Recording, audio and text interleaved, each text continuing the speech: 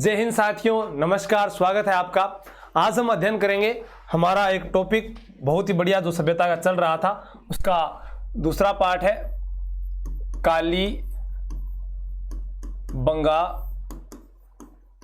सभ्यता।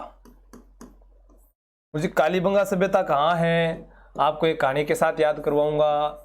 याद कर लोगे क्या? बिल्कुल, पर वो कहानी कब बताऊंगा? लास्ट में, क्योंकि कहानी लास्ट में, ठीक है, जब याद ना हो ना तब लास्ट में। अब देखो, कालीबंगा जो सभ्यता है इसे बोलते थे निर्धन सभ्यता या दीनहीन बस्ती। दीनहीन बस्ती आप देख लो, कच्ची ईंटों से मकान बने हुए हैं तो इनको बोलते थे निर्धन सभ्यता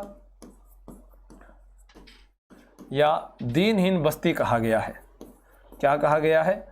दीनहीन बस्ती कहा गया है। तो कालीबंगा सभ्यता है दीनहीन सभ्यता या दीनहीन बस्ती क्यों कहा गया है? कच्ची ईंटों के कारण। कच्ची ईंटों के कारण, तो कच्ची ईंटों के कारण इसे यह बोला गया है। और कालीबंगा सभ्यता सर किस नदी के किनारे है? प्रश्न ये भी आता है। बिल्कुल, ये है घग्गर नदी किनारे, क्योंकि आपको पता ही है लगभग सभ्यताएं जितनी भी हैं वो सभी नदियों के किनारे विकसित हुई, क्योंकि आदमी वहां रहे तो उन्हीं के तो अवशेष प्राप्त हुए हैं। तो सर घग्गर नदी को क्या क्या बोलते थे? घग्गर नदी को बोलते थे चौतांग नदी। क्या बोलते थे? चौतांग नदी। इसे ही बोलते थे स्रोता नदी। इसे ही बोलते थे नट नाली, सोतर, मृत, सरस्वती, दृष्टवती। ये सारे के सारे जो नाम है ये घग्गर के हैं। हिमाचल प्रदेश की शिवालिक या कालका पहाड़ी से निकलती है। आंतरिक जल प्रवाह की सबसे लंबी नदी है, लेकिन हम इसको नदियों में नहीं पढ़ रहे हैं यहाँ, ठीक है। तो हम यहाँ बात कर रहे हैं कालीबंगा का सर शाब्दिक अर्थ क्या होता है। इसका जो शाब्दिक अर्थ है, शाब्दिक अर्थ वो है काले रंग की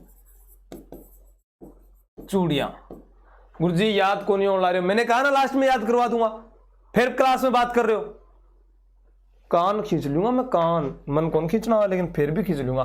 देखो, कालीबंगा जो ये शब्द है, अगर आपसे पूछा जाए ये किस भाषा का शब्द है? सिंधी भाषा का शब्द है। कौन सी भाषा है भाई? सिंधी भाषा का शब्द है। गुरुजी बहुत ही बढ़िया काम हो गया, सिंधी भाषा का शब्द है। अब यहां ये जैसे हमें अवशेष प्राप्त हुआ है, इसको हमें ये पता चलता था कि कालीबंगा सभ्यता दो भागों में बंटी हुई थी, एक पश्चिमी टीला और एक पूर्वी टीला। गुरुजी पूर्वी टीला और पश्चिमी टीला, बिल्कुल, इसको दो भागों में बांटेंगे, लेकिन हम उसके बारे में जाने तो सही। तो नोट कर लिया क्या? लो एक बार और नोट कर लो फटाफट। अब देखो, सर्वप्रथम कालीबंगा के बारे में L.P.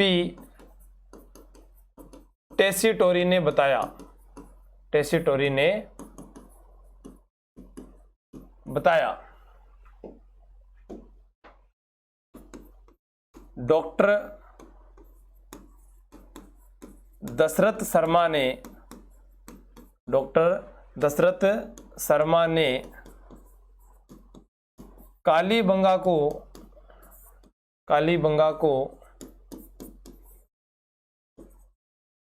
सिंधु घाटी सभ्यता की तीसरी राजधानी बताया है। तीसरी राजधानी बताया है। क्या बताया है? तीसरी राजधानी सिंधु घाटी सभ्यता की बताया। किसको? सर कालीबंगा को बताया। बिल्कुल, कालीबंगा को तीसरी राजधानी बताया है। अब हम बात करते हैं इसकी खोजकर्ता कौन थे। खोजकर्ता फिर हमसे प्रश्न पूछा जाएगा उत्खनन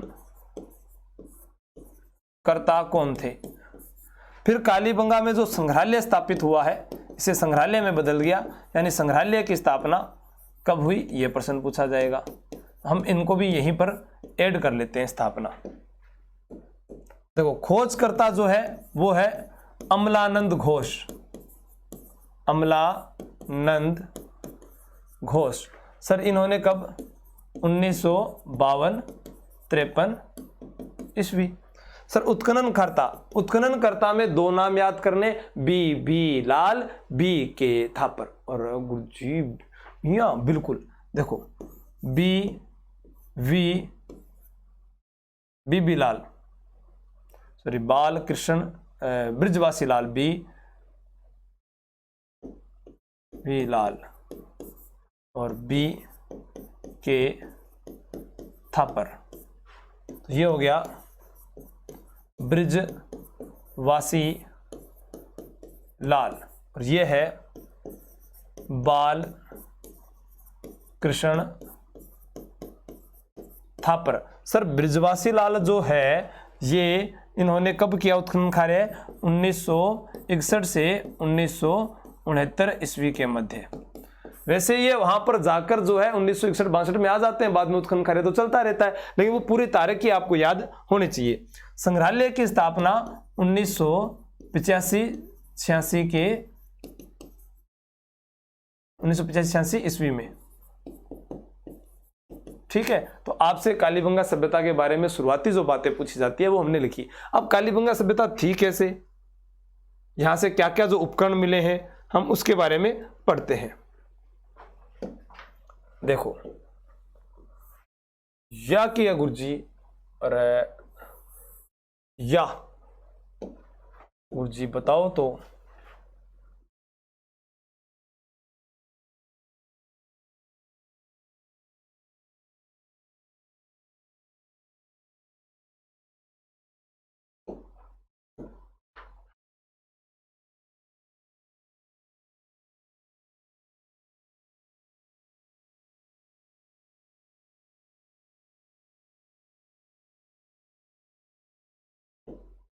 अब देखो ये दो भागों में था सर। ये हो गया पश्चिमी टीला। कौन सा टीला? पश्चिमी टीला। ये हो गया पूर्वी टीला। सर पश्चिमी और पूर्वी टीला बिल्कुल, ये बोलते थे इसको नगर दुर्ग। क्या बोलते थे? नगर टीला बोलते थे, नगर टीला बोलते थे। और इसको बोलते थे दुर्ग टीला, दुर्ग टीला। गुरुजी थे 100 का 3:12 तो होगी, मैं सो गया तो तुम कैसे पढ़ोगे? अर्जुन लाल सेठी ने क्या कहा था कि अगर मैं राज्य की नौकरी करूंगा तो इन अंग्रेजों को बाहर कैसे निकालेगा, और मैं अगर आराम से सो गया तो थाने नौकरी कौन लगाओगे? ये ही पढ़नो है, ये जागनो है, कोई फर्क कौन पड़े। ये मिट्टी का शरीर, मिट्टी में मिल जाना है। आज मैं हूं, कल कोई और होगा, कल तुम होंगे, ऐसे ही चलता रहना है। ठीक है, कौन टेंशन लेने, अपन पढ़नो है आसान। अब इसके अंदर देखो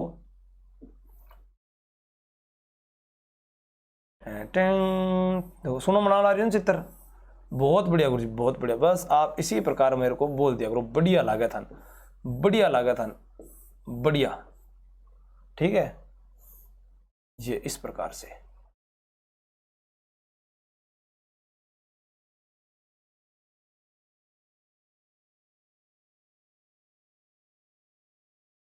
वो तो हटाई ध्यान, चलो इतना मैं समझा दी मथान।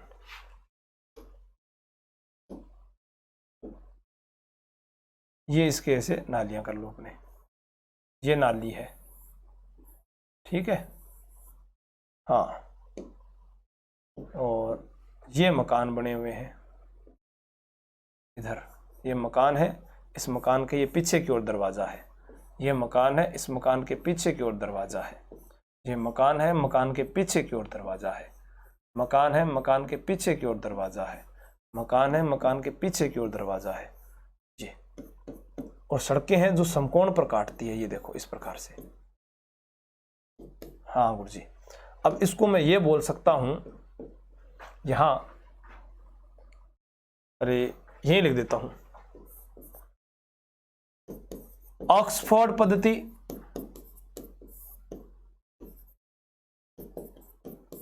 जाल पद्धति, या इसे बोल दें ग्रिड पद्धति, या मैं कह दूं सड़कें समकोण पर काटती थी, सड़कें समकोण पर काटती थी। गुरुजी बिल्कुल। हम यहां यह भी देखते हैं कि मकानों के जो दरवाजे हैं वो सड़क की ओर ना खुलकर पीछे की ओर खुलते थे। मकानों के दरवाजे सड़क की ओर न खुलकर पीछे की ओर खुलते थे, पीछे की ओर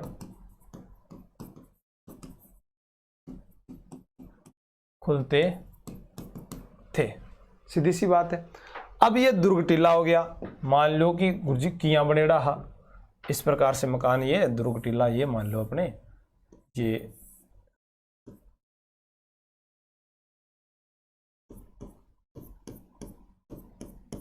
ठीक है। अब यहां पर अपने इस प्रकार से ये बना दो, ओ दुर्ग टीलो। तो अब अचानक यहां पर क्या आ गया कि जो पूरी कहानी है, अब वो पूरी कहानी के साथ मैं आपको याद करवाता हूं, इसको आप अच्छे से याद करेंगे। तो एक बार आप इसको नोट कर लीजिए, फिर अपने बात करते हैं कि ये क्या था। ये दोहरा परकोटा था, दोहरा परकोटा में था ये शहर बसा हुआ। कालीबंगा जो सभ्यता है दोहरे परकोटे में बनी हुई थी। अब देखो आपको कहानी याद करवाता हूं, यहीं से सारी कहानी स्टार्ट होगी और उसको पूरा याद करेंगे इसी पेज पर। हम पढ़ रहे हैं कालीबंगा सभ्यता। क्या पढ़ रहे हैं? कालीबंगा सभ्यता। यहां पर एक अमली व्यक्ति था जिसका नाम था अमलानंद। अमलानंद जो है, अमलानंद ये क्या करता है, अपनी बीवी को, अमलानंद जो है अपनी बीवी को काले रंग की चूड़ियां ला देता है। क्या ला देता है? काले रंग की चूड़ियां, काले रंग की चूड़ियां।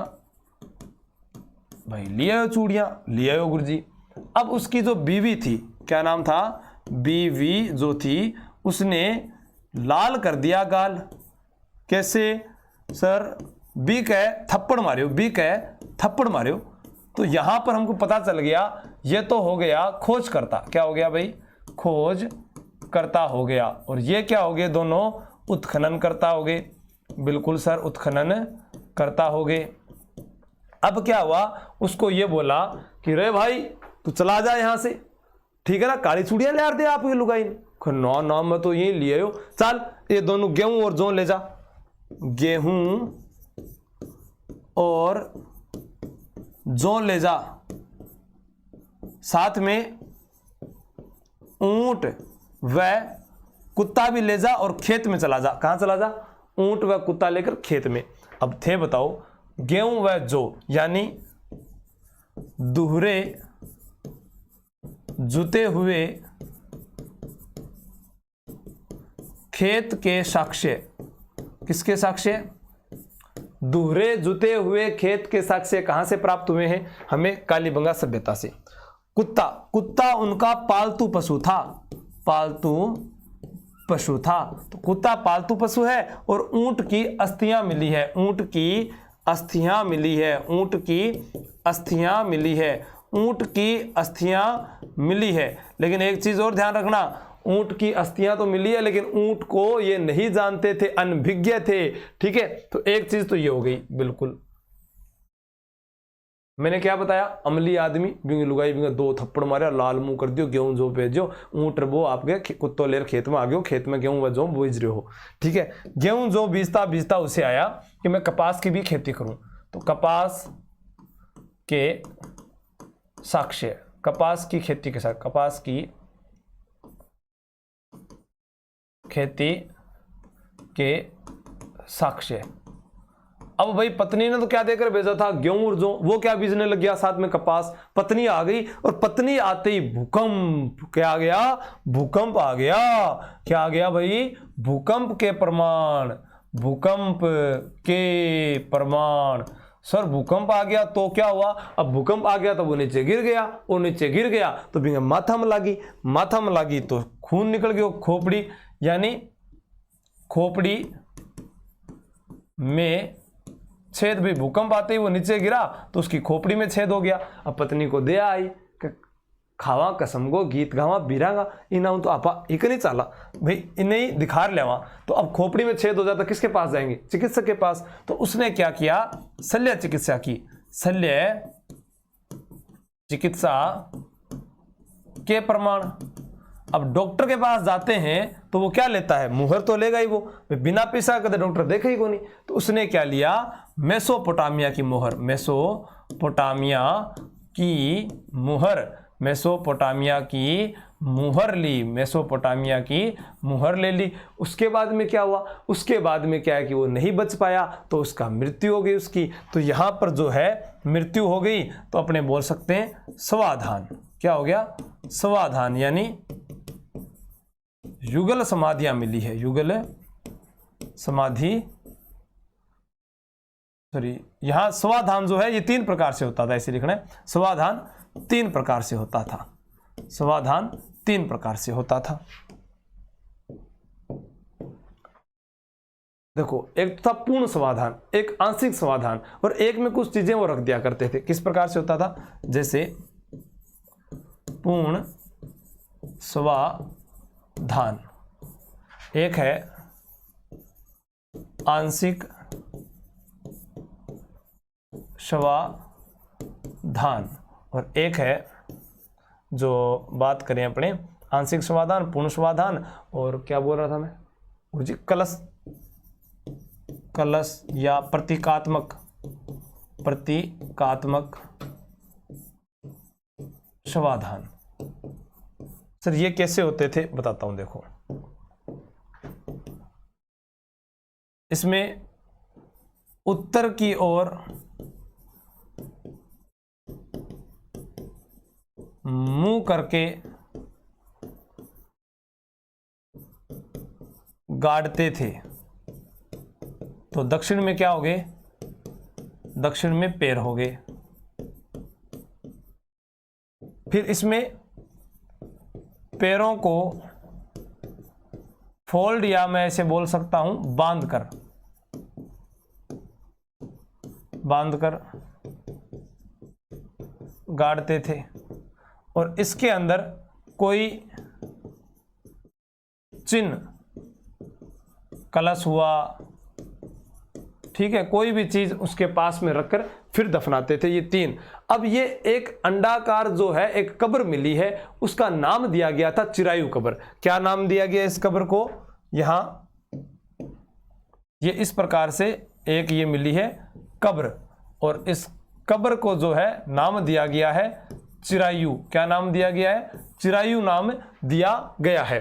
तो अब यहां पर इस व्यक्ति की मृत्यु हो गई। आपको पता है कि मृत्यु भोज होता है, तो बिल्कुल होता है सर। तो आप एक बार इसको नोट कर लीजिए, आपको कुछ बहुत सी चीजें आपको याद आने लग जाएगी। ठीक है, प्रतीकात्मक जो है समाधान होता है। सोने चांदी का बड़े में लिखा देता, सिर उत्तर की ओर हो गया, दक्षिण की ओर क्या हो जाते? पैर होते थे।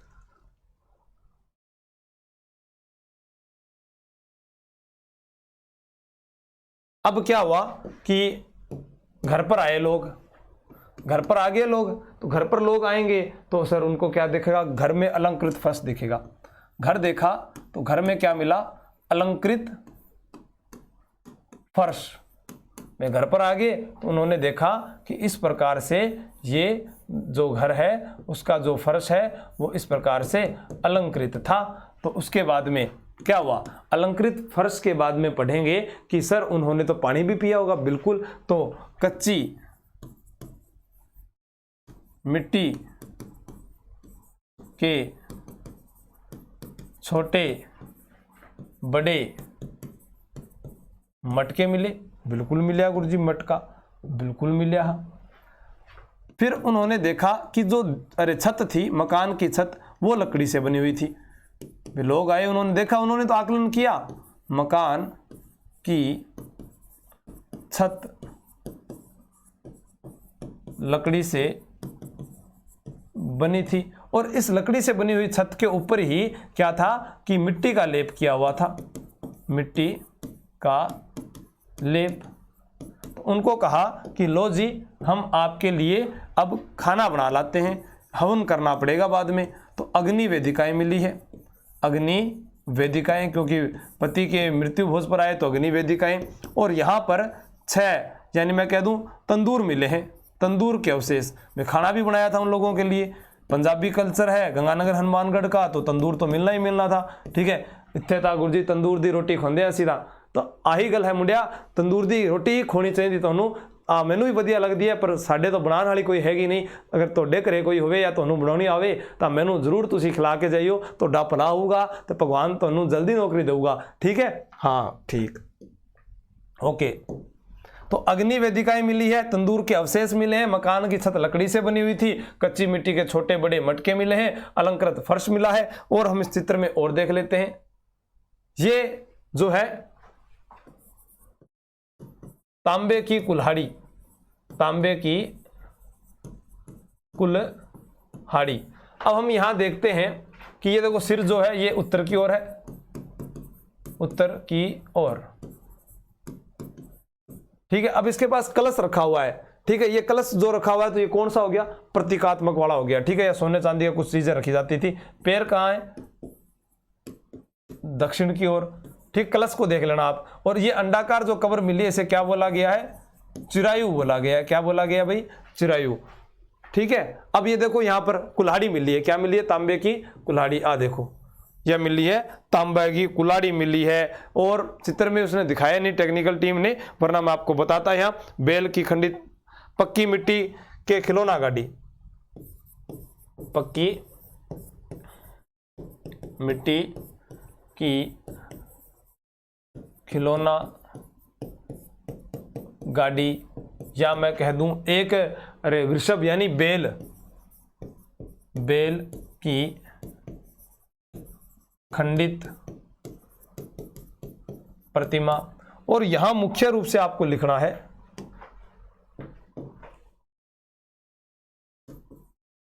लकड़ी से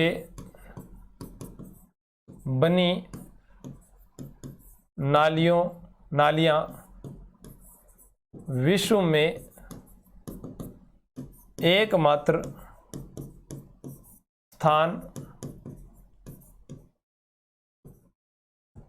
स्थान कालीबंगा है। ठीक है, सड़कें पक्की ईंटों से थी, सड़कें पक्की ईंटों से। पक्की ईंटें कैसे होती थी, कच्ची ईंटों को पकाया जाता था आग में, कच्ची ईंटों को आग में पकाया जाता था। प्रश्न आता है कालीबंगा की बहन किसे कहते हैं, कालीबंगा की बहन, कालीबंगा की बहन है वो कहलाती है सोनथी सभ्यता। क्या कहलाती है, सोनथी सभ्यता।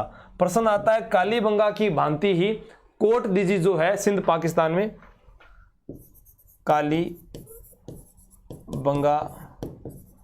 की तरह कोट दीजी सिंध पाक से, कोट दीजी से अवशेष प्राप्त हुए हैं। ठीक है, तो एक बार इसको आप नोट कर लीजिए। विश्व में भूकंप के साक्ष्य यही मिले हैं, मकानों में दरारें मिली है, भूकंप आओगी तो दरार आ जाएगी। तो अपन लिख लिया, देखो ये लिखे ना भूकंप के प्रमाण, तो ये है विश्व में यहीं पर मिले हैं, यहीं पर। ठीक है, और भूकंप आएगा तो मकानों में दरारें तो अपना आप ही आ जानी है। तो एक बार आप चेक कर लें कोई चीज आपने रहेगी तो नहीं है। देखा, हाँ हमने पढ़ रहे थे कालीबंगा सभ्यता हनुमानगढ़ में है, निर्धन सभ्यता, दीनहीन बस्ती कहते हैं, घग्गर नदी के किनारे, चौतांग, शाब्दिक अर्थ काले रंग की चूड़ियाँ। उसके बाद में हम बात करते हैं यहाँ पर खोपड़ी में ये सर्वप्रथम कालीबंगा के बारे में एलपी टेसिटोरी ने बताया था। सिंधु घाटी सभ्यता की तीसरी राजधानी है। खोजकर्ता संग्रहालय। आगे जो हमारी कहानी शुरू होती है वो तो यहाँ से शुरू होती है सर। हाँ, कहानी जहाँ से शुरू होती है वहीं से तो मेन है, ठीक है। तो ये जो है अब अपने से पूछा जाएगा, यहाँ से एग्जाम में पूछा गया एक पुराने एग्जाम में कि जो खेती के साक्ष्य मिले वो कहाँ मिले, दक्षिण पूर्व में मिले हैं। जो हम लिखेंगे ना यहाँ पर, ये जो खेती के साक्ष्य हैं ये कहां पर मिले, दक्षिण पूर्व में मिले हैं, दक्षिण पूर्व में। और ये जो स्वाधान, ये आपने कहते हैं ना जो चिरायु कब्र, ये भी बस्ती के दक्षिण में मिली है, बस्ती के दक्षिण में मिली है, ठीक है।